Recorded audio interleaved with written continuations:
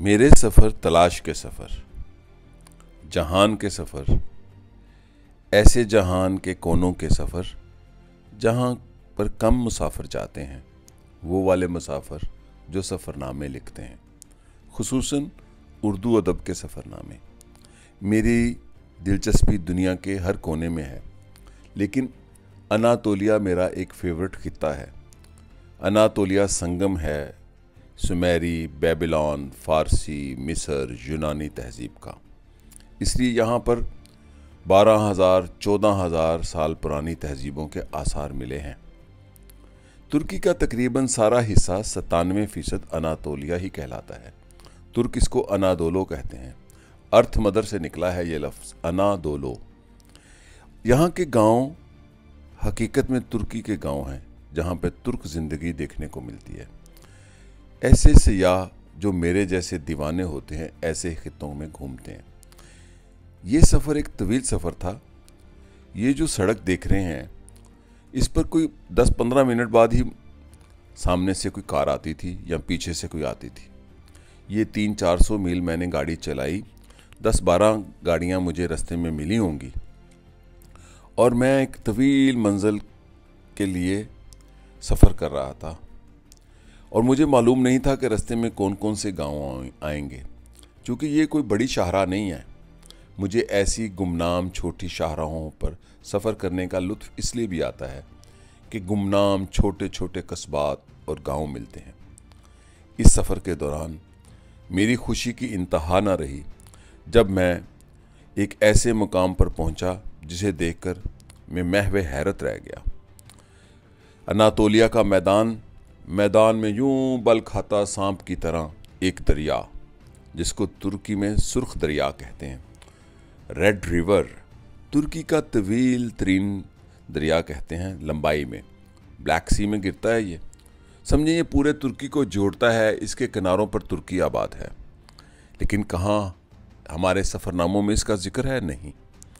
इसलिए कि हम सफ़रनामा ज़्यादा लिखते हैं, सफ़र कम करते हैं। मैं सफ़र ज़्यादा करता हूँ, सफ़रनामा कम लिखता हूँ। लेकिन जो इल्म हासिल करता हूँ, जो मालूमात हासिल करता हूँ, जो मुशाहिदात हासिल करता हूँ, मैं अपने देखने, सुनने और पढ़ने वालों से शेयर करने पर यकीन रखता हूँ। मैं इल्म के इर्तिकाज़ पर यकीन नहीं रखता। इल्म फैलने के लिए है, फैलाने के लिए।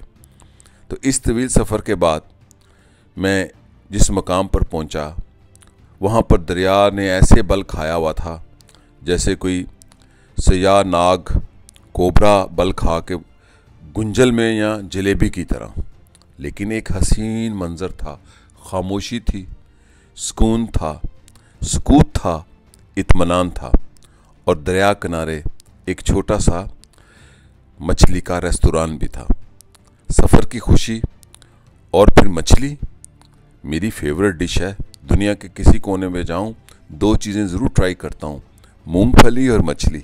हैरान होंगे, अपना अपना शौक़ होता है। सुर्ख दरिया को यूं देखने, छूने और महसूस करने की जो खुशी थी, वो तो अपनी जगह। लेकिन जब वहाँ पहुँचा तो एक सदियों पुराना पुल भी वहाँ पाया। मेरी खुशी की इंतहा न रही। दरिया, कदीम आसार और एक कदीम गांव, यकीनन ये सैकड़ों साल पुराना गांव होगा जो इस दरिया के किनारे यहाँ बसा हुआ था। और फिर उस दरिया किनारे मछली का रेस्तोरां। तो देखिए ये गांव।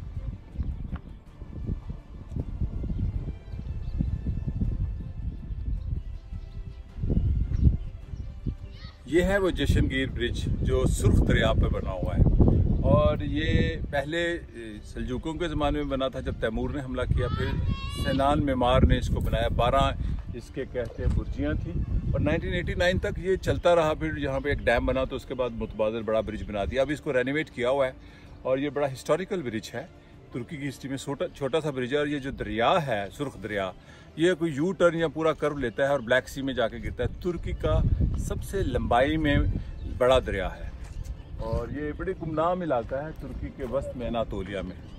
تو یہ ہے میری جہاں گردی، نامعلوم مقاموں کی تلاش۔ اس کا مجھے آج تک نہیں تھا پتا، آنے کے بعد پھر میں نے ساری اس کی تحقیق کی ہے۔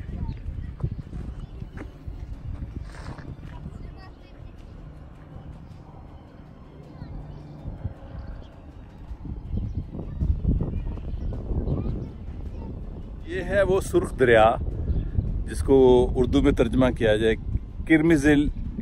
کرمزلر ماک اس کو کہتے ہیں، اور یہ ابھی میں اس برج کی طرف جاؤں گا۔ یہ بڑا ایک سرپرائز ہے ایسی جگہوں پہ جانا جس کا مجھے نہیں تھا پتا آج تک اس جگہ کا، اور بڑی ویرانوں کے گاؤں ہیں یہ۔